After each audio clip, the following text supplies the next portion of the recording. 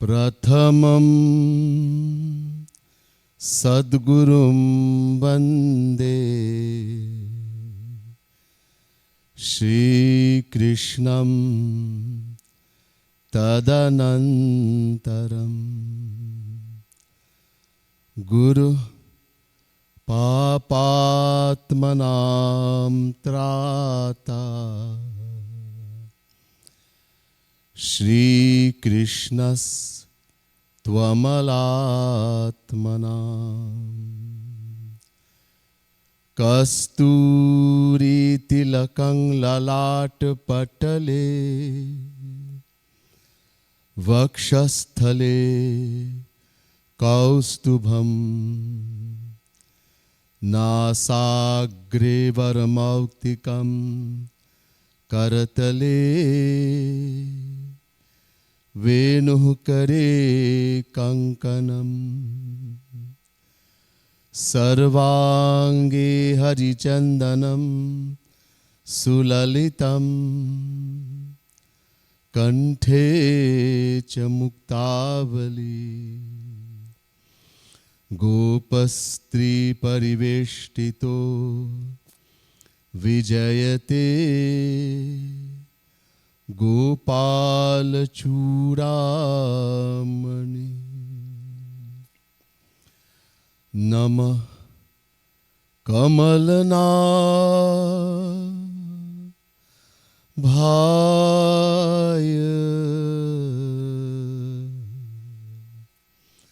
Namah Kamal Maline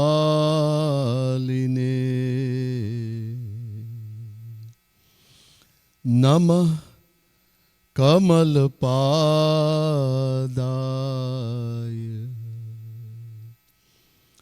Namaste Kamalekshana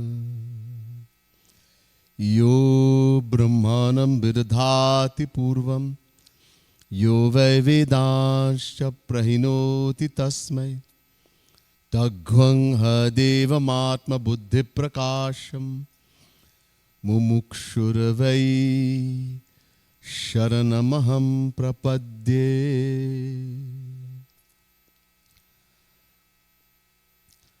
Bole Vrindavan Bihari Lal Ki Jai.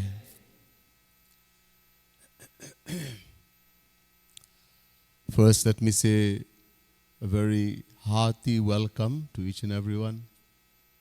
And greeting you in the name of God, I say Radhe Radhe to each and everyone.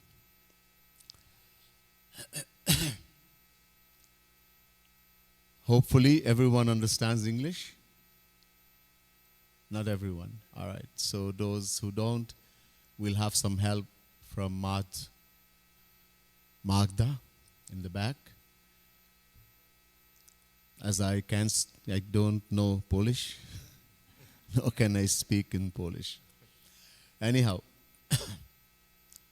just to give a brief introduction of what we heard yesterday, so those who attended for the first time today will understand as we go forward in the topic.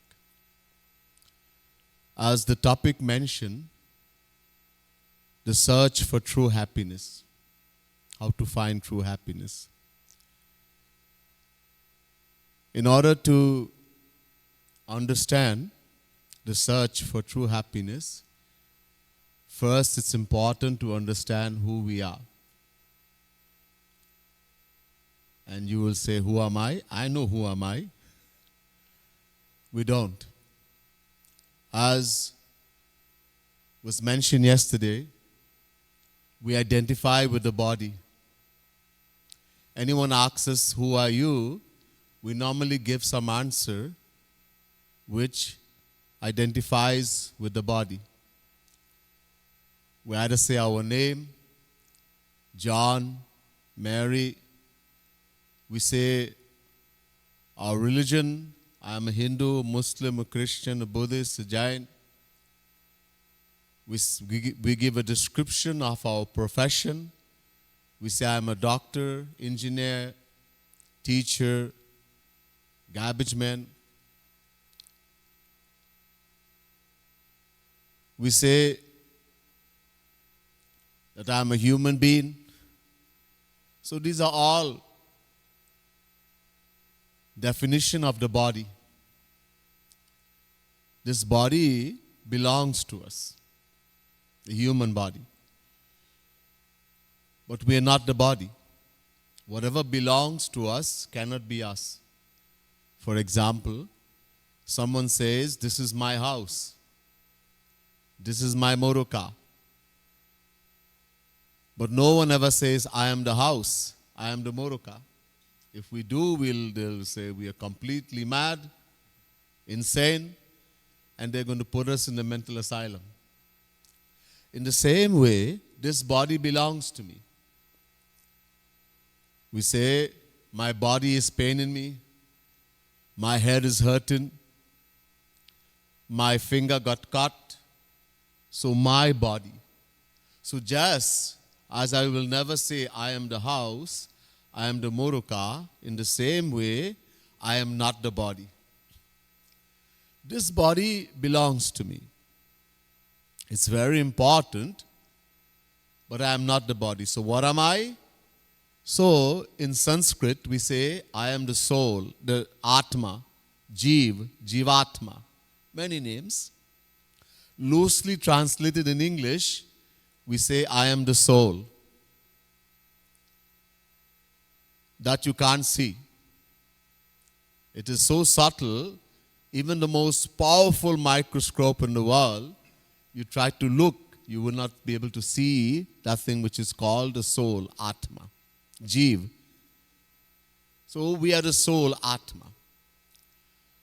And when the soul comes in this body, it gives consciousness.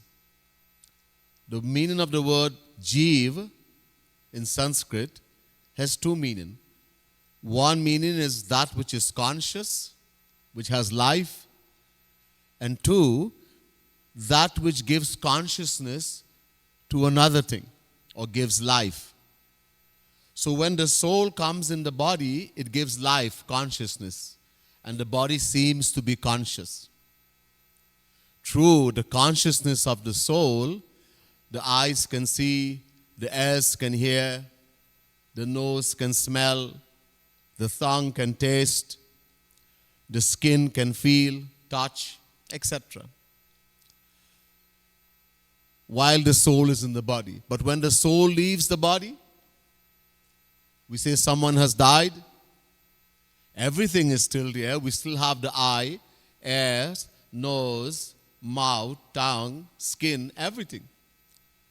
But can the eye see? No. Can the ears hear? No. Can the nose smell? No. The tongue cannot taste, the skin cannot feel, etc. Why? Because that which was given consciousness to the body has left. The soul, the Atma. So we are the soul, Atma. But this body is very important. According to Hindu philosophy, there are 8.4 million forms of life in the world. 8.4 million. And this human body has been told to be the most superior in the 8.4 million forms of life. The most rarest and difficult to attain, and the most superior. One of the reasons given for the superiority of the human body was Gyan, knowledge, the power to discriminate. There was a great saint, Bhartrihari. He said, Ahar nidra bhayamay thunani samanya me tat pashubhir naranam. He said, as far as eating, ahar, nidra, sleeping, bhay, fear, and maithun, mating are concerned, human beings are equal to animals. And I showed yesterday, he was being very nice to us. Actually, we are worse than animals. One example, what we eat. Cows, goat, buffalo, etc. They eat fresh, original food. Grass, herbs that God has provided for them, etc. In the same way, God has provided an abundant variety of natural things for us also. Vegetables, fruits, nuts, water. But do we eat original natural food? No. Why? Because we are human beings. We are very intelligent. We have to destroy all the vitamins and minerals and protein, everything from the food, and then we'll eat it. And then we suffer from the gravest of illnesses at 25 years of age. So, this is one example. There are many examples.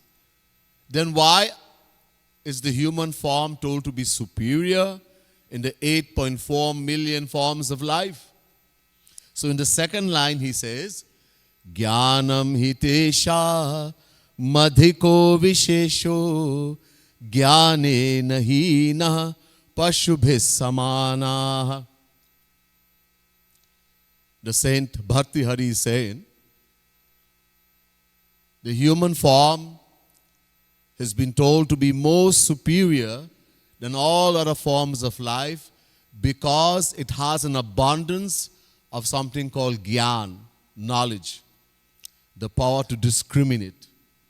The other creatures, animals, birds, insects, etc., they don't have this or very small. Mostly, animals act on instincts. Animals, birds, etc. They cannot discriminate. They cannot discriminate right from wrong, real from unreal, etc. Human beings can do this. So, the power that places human beings on the higher plane to the other creatures is something called Gyan, knowledge. We have an abundance. Now, we were also told that this human body is so valuable that even the celestial gods are praying and begging to get this human body.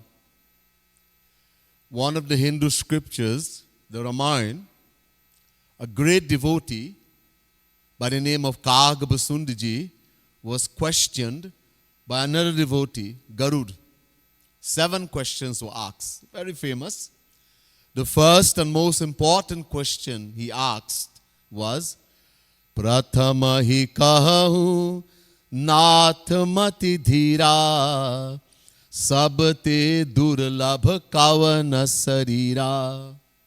He says, first of all, O Guruji, O my strong-minded master, please tell me, what is the rarest and most difficult birth to attain? The rarest and the best. A very important question. Because if we understand the value of this human body, we will not go in the wrong way. And how difficult it is to attain birth in the human form.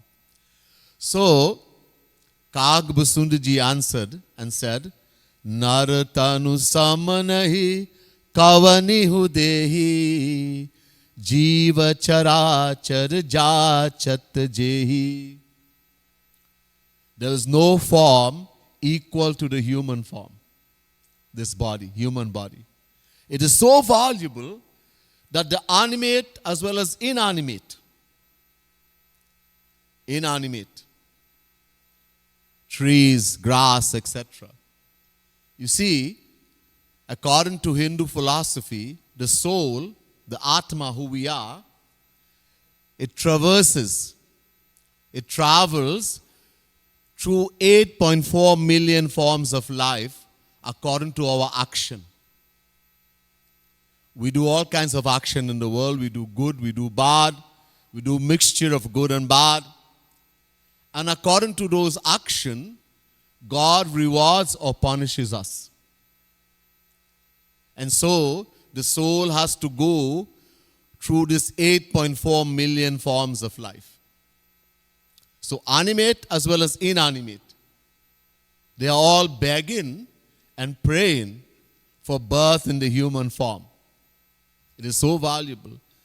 there is some beings called celestial being. In Sanskrit we say Devata. They live in a place called heaven. You've heard about heaven in Christianity, etc. So there's a place called Swarg, heaven. And according to Hindu philosophy, there's 7 heavenly regions, 7. Bhu, Bhuvaha, Swaha, Mahaha, Janaha, Tapaha, Satya, 7. And the people living there, those beings are called Devatas, celestial gods. So people want to go to heaven. They perform action, they want to go to heaven. That when I die, I should go to heaven. But the amazing thing is that those who are living in heaven, the Devatas, they are praying and begging for what we have, birth in the human form. It's very amazing. We want to go to heaven. We are praying, we are performing action, good actions, so that God will reward us by sending us to heaven. And yet, those who are living in heaven, the Devatas, they are praying to God to get this thing we have, this human body. It's quite amazing. Now, there's a big problem here. One, the human body is told to be superior because of Gyan, knowledge. But, leaving aside a saint, one who has attained God, there is no human being who can claim to be as knowledgeable as the Devatas, the heavenly gods. So why then do the Devatas, the heavenly gods, why do they want birth in the human form? It's a big question here. So this is why I left you last night, and we will hear about that. First we'll do some chanting. So we're going to chant the name of God. This chant says, Bhajo Giridhar Govinda Gopala. Alright, so let me tell you what it means. This morning I took some devotees to a park, and they mentioned that when we understand the meaning of what we are singing, it gives more benefit. So if we just chant, everybody is chanting and I should chant also. But if we understand what we are saying, it will give more benefit to us. So bhajo means lovingly chant. The word bhajo means to lovingly sing, lovingly chant. Giridhar. So there's the names. What should we chant? What should we lovingly chant? The names of God. And there's some special names of God. Shri Krishna in Hinduism, like most religion, is monotheism. There's only one God. Some people think Hindus, they have millions of gods. No. In Hinduism also there's only one God, one supreme power. But that one God has many names and many forms. One of the name of God in the Vedas is Anant. Anant means infinite, uncountable. So God, everything about God is infinite. Mostly we think God doesn't have a form, that He is formless, Nirakar. But according to the Vedas, which is the highest authority in Hinduism, God is both with form as well as without form. We cannot limit God and say, oh, He is only formless. He also can take form. Alright? And those forms are infinite and the names are also infinite. But it's the same one God. So this supreme power, God, whom we call Shri Krishna, has many names. One name is Giridhar. When Shri Krishna descended, about 5,000 years ago, He descended in this world in a place called Vrindavan in India. So once Indra, the king of heaven, one of the celestial God, didn't know that Krishna was God, the supreme Lord, supreme power. And so he decided because Krishna stopped his worship, that he was going to punish Krishna. So he caused rain to fall in Vrindavan for 7 days and 7 nights. And the kind of rain, Musaladhar. There's something called a musal. Long ago, there were no factories. So people used to take the rice and etc. and pound it in a mortar, a pestle and a mortar. So the pestle was about this big that they will pound with. And it is said in Bhagavad Mahapuran, the raindrops that fell at that time were like the mouth of that pestle. This was one drop, that kind of rain, for 7 days and 7 nights. So Sri Krishna, who was a little boy at that time, to protect the residents of Vrindavan, there was a mountain called Govardhan Mountain. And so he lifted up that mountain with the tip of his little finger and held it there for 7 days and 7 nights. So because he uplifted the mountain, he is known as Giridhar. Giri means mountain, Dhar means one who upholds the mountain. So this is the name of Krishna. So Bhaja Giridhar, Govind, Govind, one who is the governor of all the senses, all the souls, all the devatas, all the celestial God, the supreme Lord of the universe. So Bhajo Giridhar, Govind and Gopal. The cows are very dear to Sri Krishna. So the one who takes care of the cows, who loves the cows, who takes care of the cow, he's called Gopala. So these are names of Sri Krishna. So this is what we are singing. And Murali Manohar Nandalala. Murali, he plays a flute, a divine flute. It's called a Murali. So he is a Murali, the flute player. Manohar, he's so beautiful. The most beautiful person in the material world is someone called Kamdev, the god of love. To describe how beautiful Sri Krishna is, he's told to be more beautiful than the beauty of uncountable Kamdevs. So Manohar means the one who steals the heart, the mind of his devotee by his beauty. Murali Manohar Nandalala, when he descended 5,000 years ago in Vrindavan, he made someone his father, a great devotee. That person's name was Nanda Baba. So he's the son of Nanda Baba. So he's called Nandalala. All right? So this is what we are singing. All right? So we'll chant a little bit and then we will continue.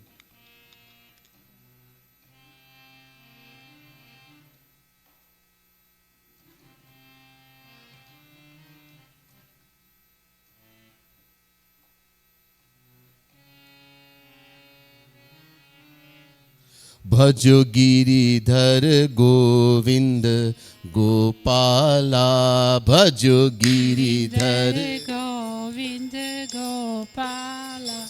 Bhajo Giridhar Govind Gopala. Bhajo Giridhar Govind Gopala. Let Praveen play. This boy behind you. Yeah.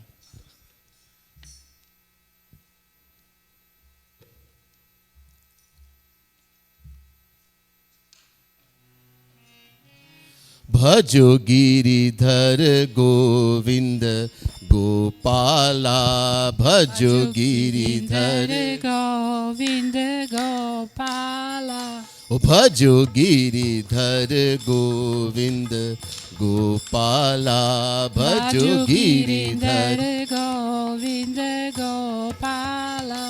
Bhajo Giridhar Govind Gopala. Bhajo Giridhar Govind Gopala. Bhajo Giridhar Govind Gopala. Bhajo Giridhar Govind Gopala. Bhajo Giridhar Govind Gopala. Bhajo Giridhar Govind Gopala. Bhajo Giridhar Govind Gopala भजो गिरिधर गोविंद गोपाला भजो गिरिधर गोविंद गोपाला भजो गिरिधर गोविंद गोपाला ओ भजु गोपाला भज गोपाला ओ भजु गोपाला भजु गो भजो गिरिधर गोविंद गोपाला भजो गिरिधर गोविंद गोपाला ओ भजो गिरिधर गोविंद गोपाला भजो गिरिधर गोविंद गोपाला भजो गिरिधर गोविंद गोपाला भजो गिरिधर गोविंद गोपाला भजो गिरिधर गोविंद गोपाला भजो गिरिधर गोविंद गोपाला ओ भजु गोपाला भजु गोपाला ओ भजु गोपाला भजु गोपाला भजो गिरिधर गोविंद गोपाला भजो गिरिधर गोविंद गोपाला भजो मुरली मनोहर नंदलाला भजो मुरली गोविंद गोपाला भजो मुरली मनोहर नंदलाला भजो मुरली गोविंद गोपाला भजो गिरिधर गोविंद गोपाला भजो गिरिधर गोविंद गोपाला ओ भजु गोपाला भजु गोपाला ओ भजु गोपाला भजु गोपाला भजो गिरिधर गोविंद गोपाला भजो गिरिधर गोविंद गोपाला ओ भजो गिरिधर गोविंद गोपाला भजो गिरिधर गोविंद गोपाला भजो गिरिधर गोविंद गोपाला भजो गिरिधर गोविंद गोपाला भजो मुरली मनोहर नंदलाला भजो मुरली ओ भजो नंदलाला भजो नंद भजो नंदलाला भजो मुरली मनोहर नंदलाला भजो मुरली ओ भजो गिरिधर गोविंद गोपाला भजो गिरिधर गोविंद गोपाला भजो गिरिधर गोविंद गोपाला भजो गिरिधर गोविंद गोपाला भजो गिरिधर गोविंद गोपाला भजो गिरिधर ओ भजु गोपाला भजु गोपाला ओ भजु गोपाला भजु गोपाला भजो गिरिधर गोविंद गोपाला भजो गिरिधर गोविंद गोपाला भजो गिरिधर गोविंद गोपाला भजो गिरिधर गोविंद गोपाला ओ भजो मुरली मनोहर नंदलाला भजो मुरली मनोहर ओ भजो मुरली मनोहर नंदलाला भजो Murli Manohar Bole Vrindavan Bihari Lal ki jai. Jai. Okay, so what I just said, let me explain that also. Boliye means say, speak. Please say, Boliye. Vrindavan Bihari Lal ki jai. The one who performs divine pastimes in Vrindavan, the Supreme Lord Shri Krishna, please say his glory loudly. Jai means to say the glory of God. So that's what I just said. So normally when we say that, we will say Jai. All glory to God. Okay, just wanted to explain. So you're wondering what am I saying? So it's important that we understand everything. Okay, now we come back to the question. Human body is told to be superior to all other forms of life, 8.4 million form, because of knowledge, the power to discriminate, to know right from wrong, real from unreal, etc. But the question now comes, why do the devatas, those living in heaven, the heavenly beings, celestial gods, why do they want this dirty human body? They have heavenly bodies, the devatas. Everything that they have compared to human beings is like a firefly, which is absolutely lusterless before the noonday sun, trying to compare the human body to the body of devatas. Those who live in heaven, the heavenly beings, they do not suffer from hunger and thirst. They don't get hungry or thirsty. Their bodies are untouched by dirt. They don't perspire. They don't have to take a bath. They don't suffer from old age. They don't get old.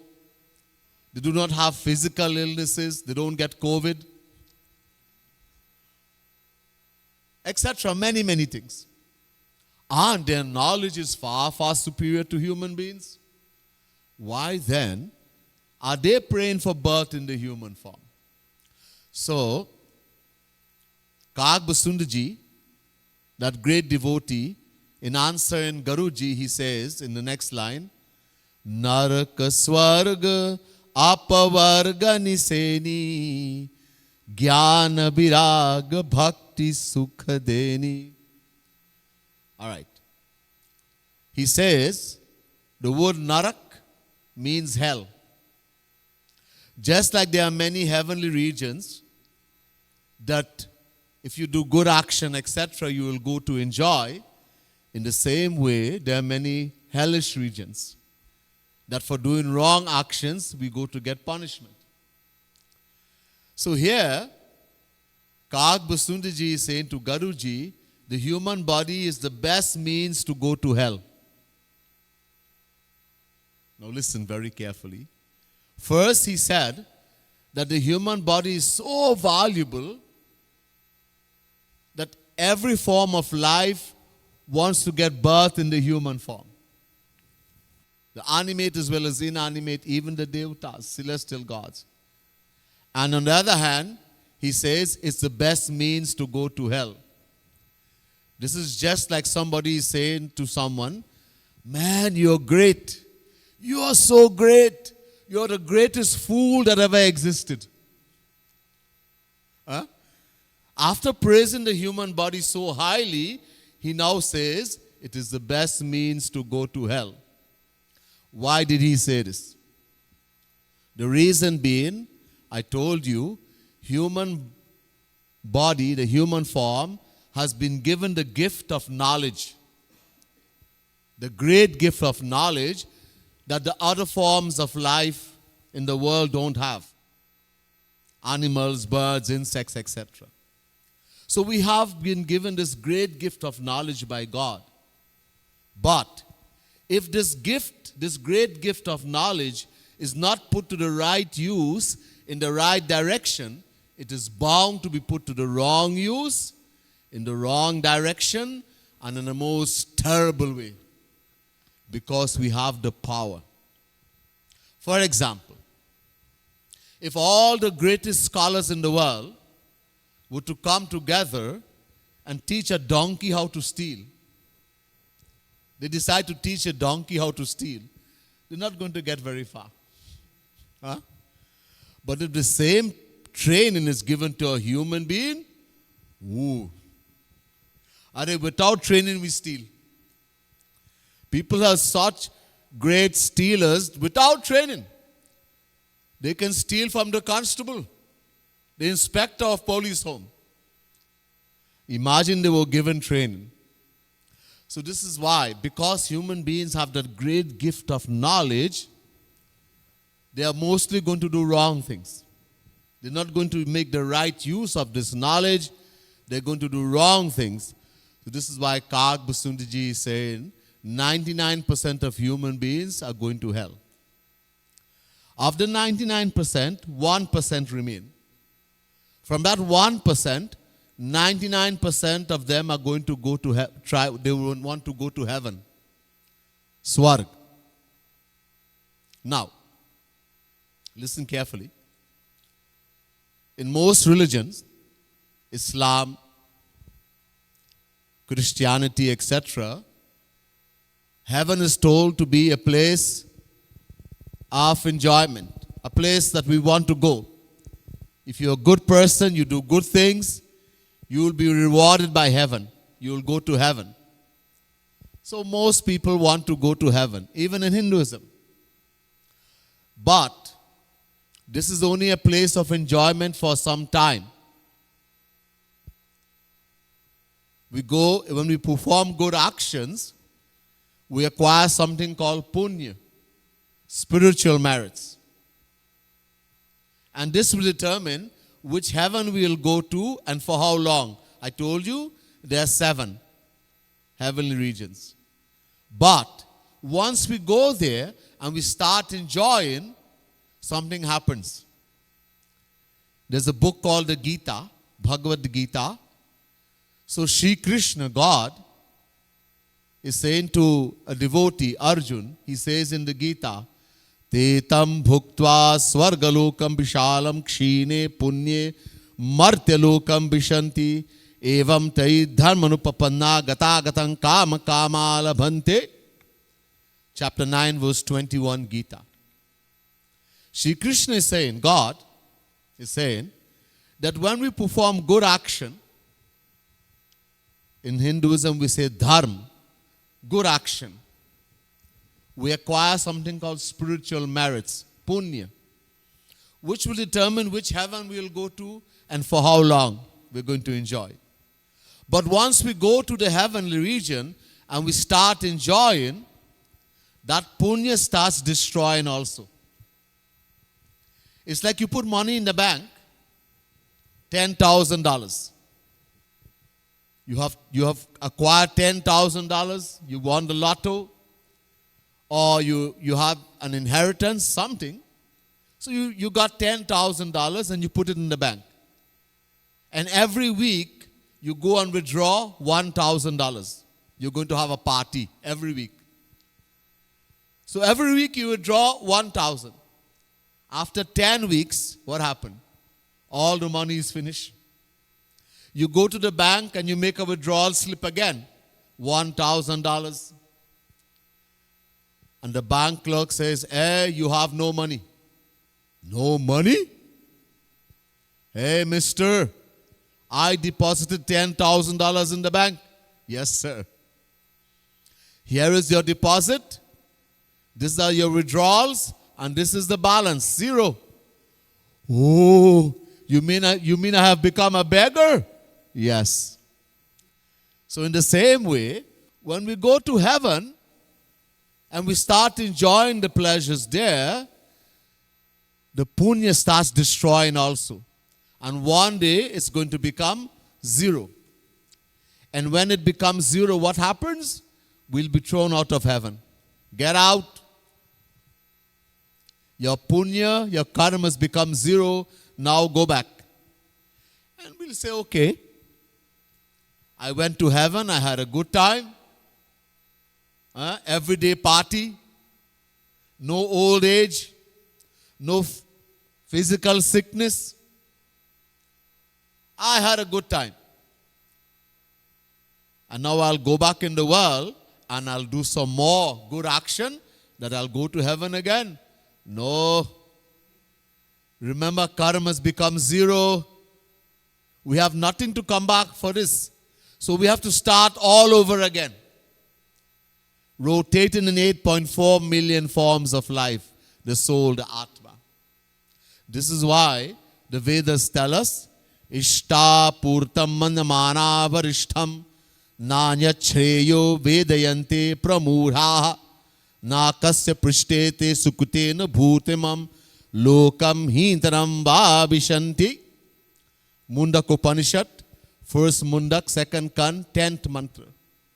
The Vedas are saying the person who wants to go to heaven and perform action that he will go to heaven is not only an ordinary fool, but the greatest fool.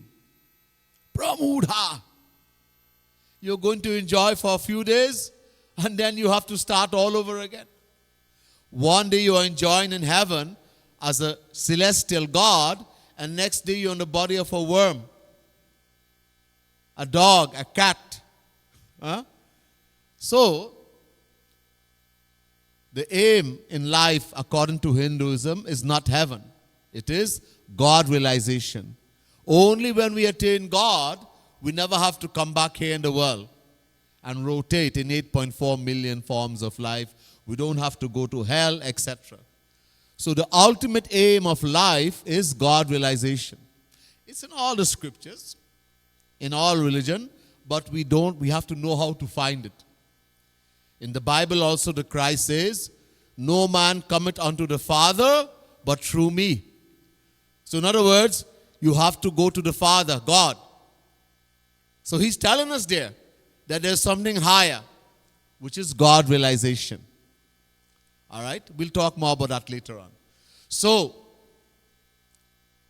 those who go to hell, they are great fools. Those who go to heaven, they're also fools, but not as bad as those who go to hell. So, Naraka, Swarga, Apavarg. Now, as I told you, 99% of the 1% wants to go to heaven. From that, a few remain. These people, they think to themselves, I have been in existence from beginningless time. I have been to heaven uncountable times. So these wise few people, they are trying to attain moksha, liberation. There's something called moksha. In Hinduism, moksha means merging into God, becoming one. Like a river merges into the ocean, so too the soul merges into God. So they try to attain moksha, liberation. And finally, there are the very few outstanding individuals who reject even moksha. And they strive to attain bhakti, divine love for God. They do not want to merge into God. They want to go to the divine abode of God and enjoy with God forever.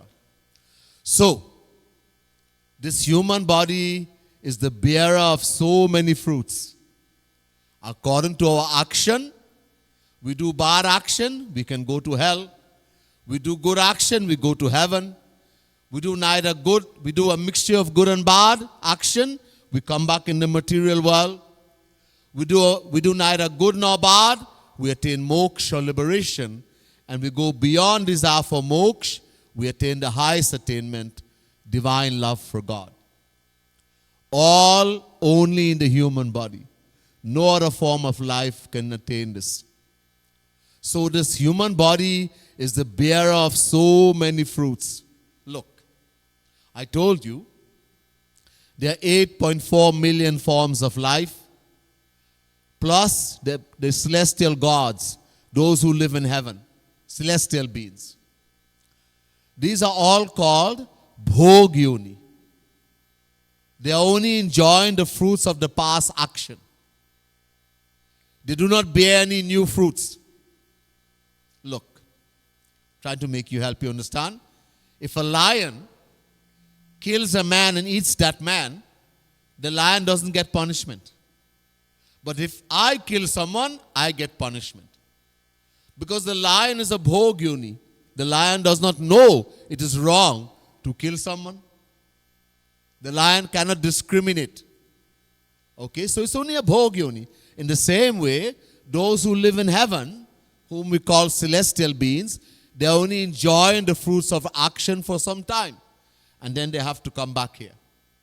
So only human beings, according to our action, we can go up or we can go down. Yad giccheja bhavitum tadik bhavati purushaha. It's in our hands. According to our action, we can either go up, elevate ourselves, or we can go down into lower forms of life. The soul, the Atma. When I say us, I am referring to the soul, the Atma, the Jivatma. So, the point is, so why do Devatas want birth in the human form? Because only in the human form, the actions we perform bears fruits. Devatas also perform action in heaven, but their actions do not bear fruits. In heaven, there is only minus, there's no plus. There we only spend, like the money in the bank. We can't earn more and replace it. In the human body, we can spend and we can earn also. All right? So the actions we perform, this is called Purushart. Katum mayoyam Purushaha tasmat katum kurvita. The Vedas say, only human beings, the actions they perform bears fruits, good or bad. Every other form of life in the world is a bhogyoni. They are only enjoying the fruits of their past action. And this is why Devatas also desire birth in the human form. Look, our ultimate aim in life is God realization. Later on, I'll be telling you about Maya. There's something called Maya, which binds us in the material world, and the reason for us rotating in 8.4 million forms of life, and all our suffering in the world is because of Maya, something called Maya. And the only way to become free from Maya is to know God, to attain God. Once we attain God, once we become free from Maya, that is forever. And to do that, two things are necessary. One is knowledge, Gyan, and one is Purushart, fruit-bearing action. The Devatas, celestial beings, they have knowledge, far, far superior to ours. But they don't have Purushart. Their actions do not bear fruits. So only in the human body, both of them are present. Knowledge plus Purushart, fruit-bearing action. And that's why this human body is so valuable. But there's a problem, a big problem. This human body is extremely valuable, extremely rare to attain. Even celestial beings are praying and begging for it. But it has a big problem. It is transient, non-lasting. At which moment we can lose it, nobody knows. We'll talk a little more about that. We'll do some more chanting. It will help us to focus our mind and become fresh again. So we'll chant a little bit again.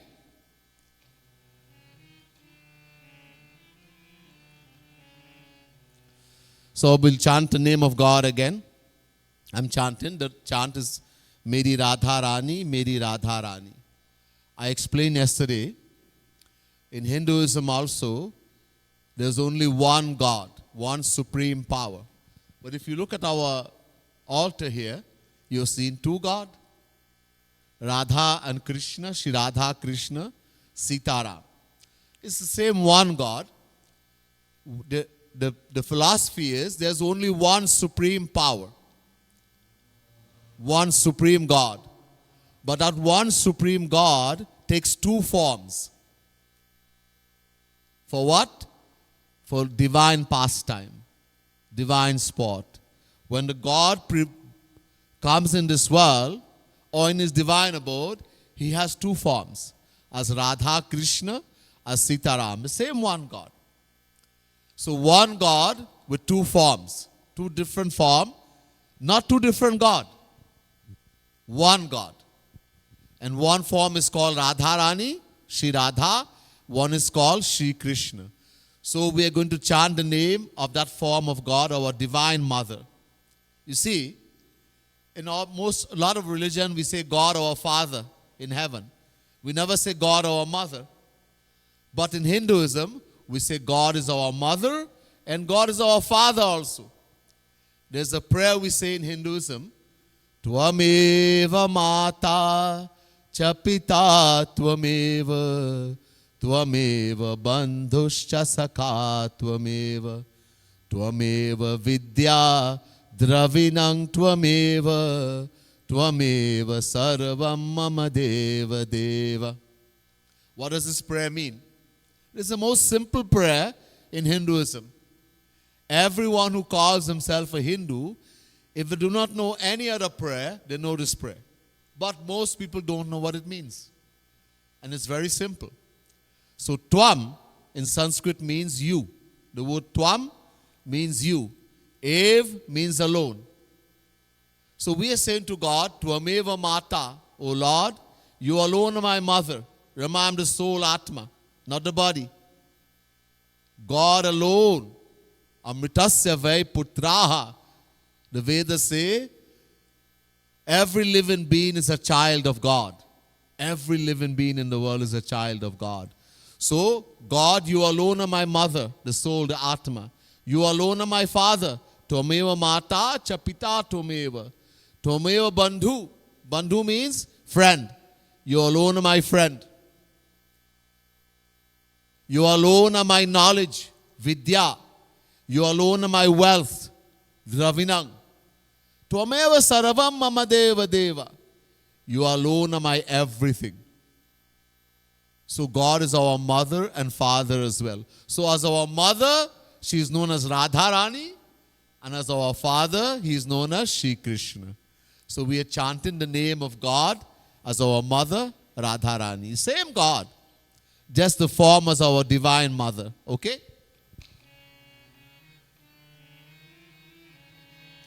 Meri Radharani Radhara. So I'm saying that divine mother Radharani is mine. She belongs to me. Alright? This is what I'm saying. So we can sing. Meri Radharani Radharani Radharani. Meri Radharani Radharani Radharani. Oh Meri Radharani Radharani Radharani. Meri Radharani Radharani Radharani. Meri Radharani Radharani Radharani. Meri Radharani Radharani Radharani. Meri Radharani Radharani Radharani. Meri Radharani Radharani Radharani. Meri Radharani. Meri Radharani.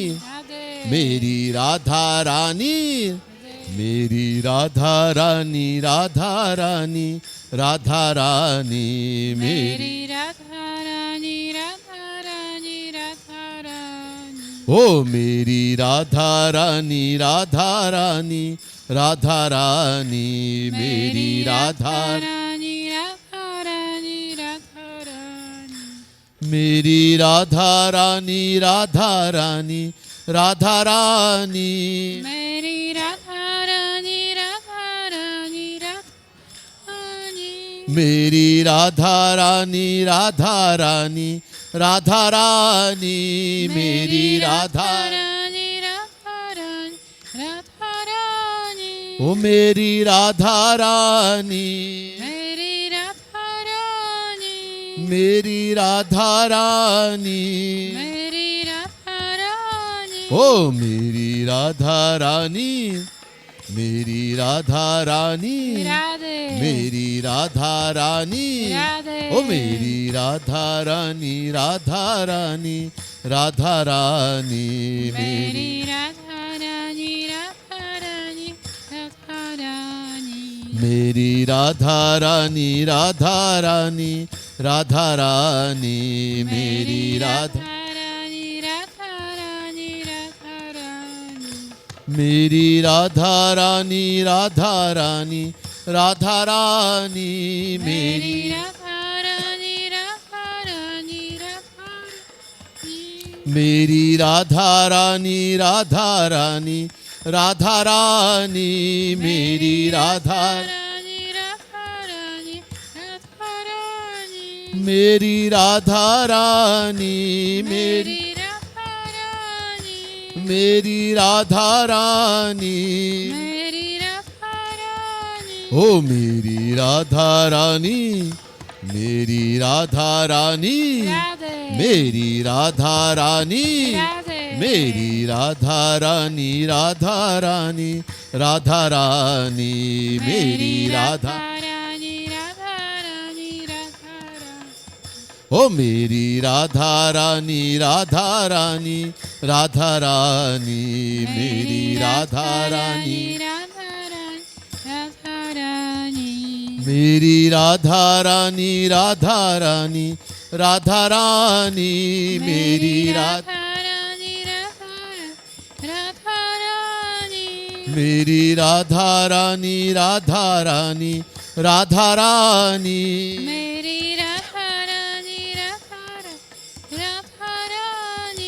Meri Radharani, Meri Radharani, oh Meri Radharani, Meri Radharani, Meri Radharani, Meri Radharani, Radharani, Radharani, Meri Radharani. Oh Meri Radharani, Radharani, Radharani, Meri Radharani, Bol Radharani ki jai. Okay, some of the new people may be wondering, I have come to hear how to find true happiness. And so far I'm only hearing about the body, the human body, and why it's so valuable. It's important for us, this knowledge, this previous knowledge, preparatory knowledge, it helps us in finding out why we want only happiness. So we're coming there. All right? First, we have to understand who we are. And then we'll understand why we want only happiness and how we're going to find it. So that's why I'm giving this talk first on that we are the soul Atma. We're not the body. And how valuable this human body is, even though we're not the body. And we have to make the best use of it, because we don't know when we'll get it again if we don't make the right use now. So I mentioned, before we did the chanting, that this human body, even though it's so valuable, even celestial beings are begging and praying for it, yet it has a big fault. A big fault. What is the fault?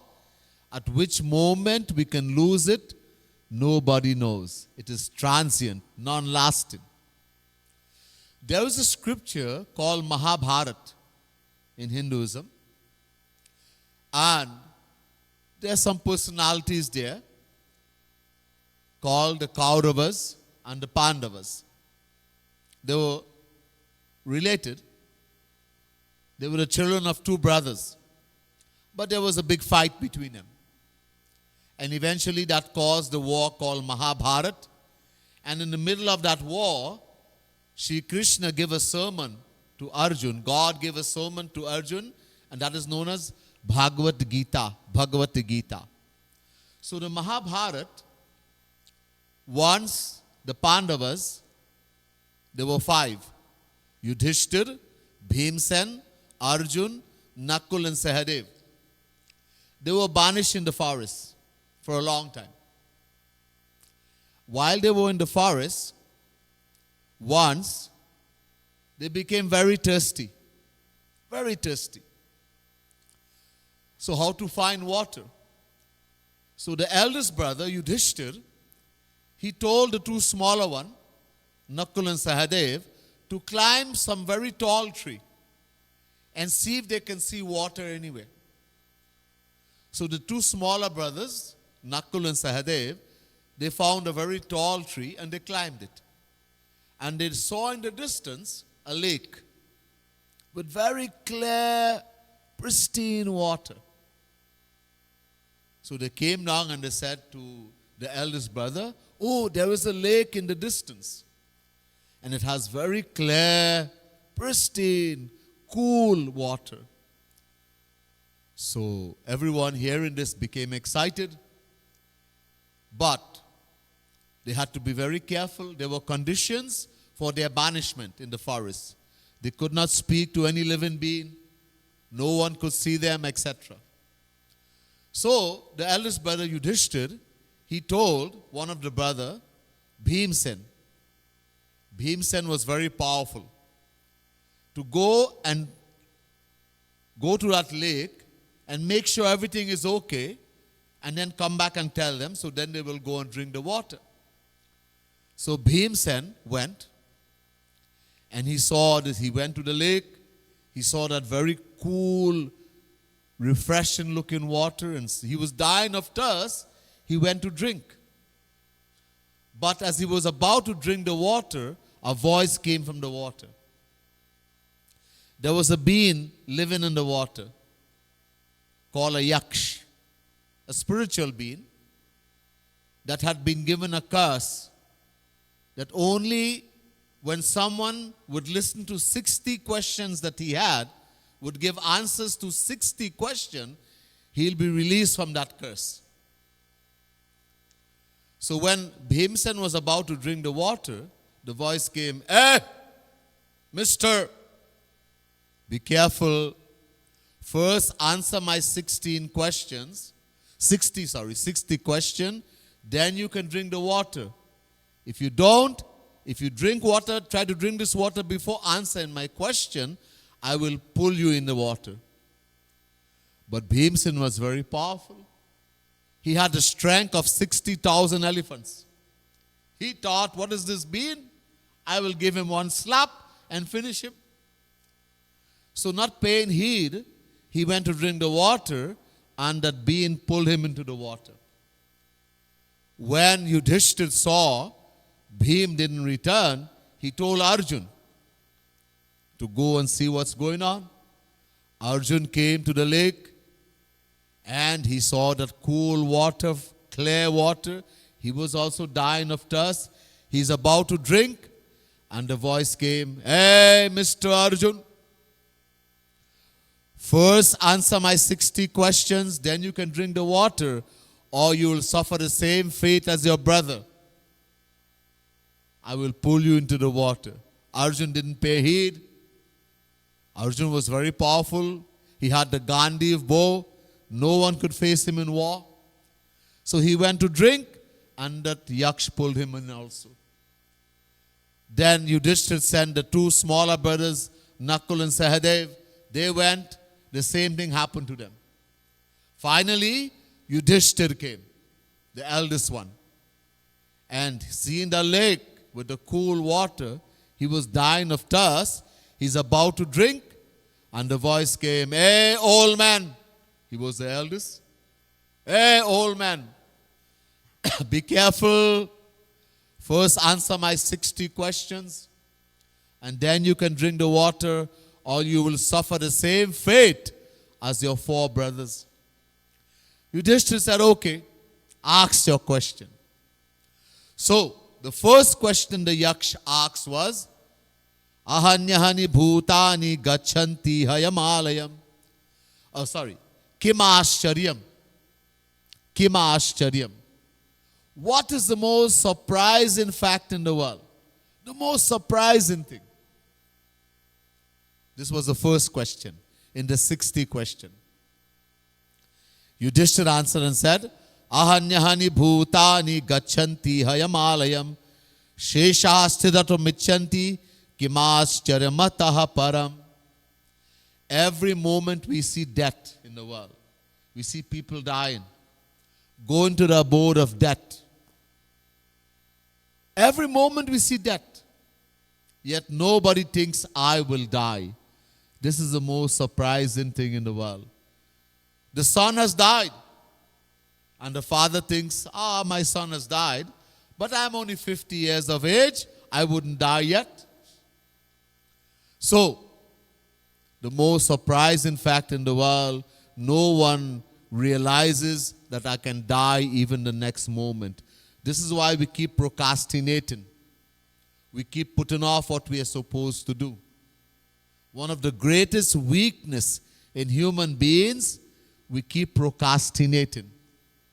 Putting off what we are supposed to do. There is a beautiful incident in the scriptures. Ratir gamishyati bhavishyati suprabhatam bhasvanudeshyati hasishyati pankajashri. Once a bee, honeybee, went into a lotus flower and was sucking the sweet nectar of the lotus flower. Now, when dusk approached, evening, the lotus flower by nature, when dusk approaches, what happens? It closes in the petals. So when the bee saw the petals closing in, it thought to itself, soon the night will pass away. And in the morning, when the sun will rise and the rays of the sun will strike the petals of the lotus flower, it will open up and I will fly away. In the meantime, I will spend the whole night drinking the sweet nectar of the lotus flower. Something happened. When the lotus closed in, that night, something happened. What happened? Ittam vichintayati ko shagate direfe ha hanta hanta nalinim gaja ujjahar. A gaj, an elephant, came in the night to the same pond to drink water. And while the elephant was drinking the water, it broke off the lotus flower that had the bee and swallowed it down together with the bee. And that was the end of the bee and all its wonderful plans for the upcoming morning. In the same way, we make so much plans in the world. I have to build a house. I have to get this job. I have to earn so much money and put in the bank. We make so much plans. And yet none of us can guarantee we'll live to see tomorrow even. None of us can guarantee we'll even live the next moment. And yet we make so much plans. So we should not procrastinate. There was a saint known as Kabir, a great saint. He said something wonderful. He said, Kaal kare so aaj kare so ab. Pal mein parle hoigi, firo karego kab. So someone has listened to the lecture and he has been told we should worship God.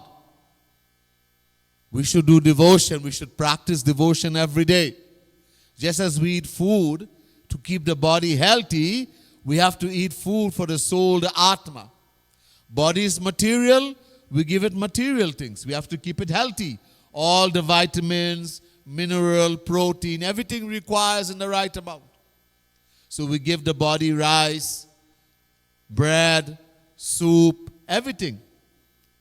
In the same way, we have to feed ourselves, the soul, the Atma. Body is material, we give it material things. The soul, the Atma, is a fraction of God, so it's divine. Can we give the soul some rice, some bread, some soup? No. Because his soul is divine, we cannot give it material things. So how do we feed the soul? We have to give it divine food. What is divine food? When we sit down and chant the name of God, we meditate on God. We increase our love for God. That is food for the soul, the Atma.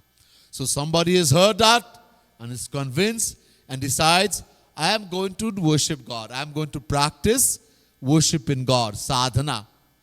But not right now. I am going to do it next week. next year. Right now I'm very busy. I will do it, but not now. So Kabir is saying, hey, mister, when you plan to worship God tomorrow, do it today, Aaj. When you plan to worship Him today, do it now, Ab. For in the twinkling of an eye, in the blink of an eye, death will take us.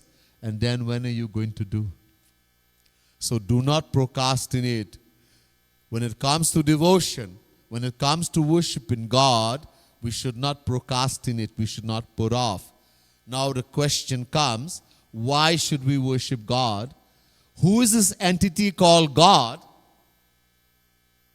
This Sri Krishna, God, Jehovah, Bhagavan, Supreme Power. So many names. People call Him by different names in different languages. The fact is, one God.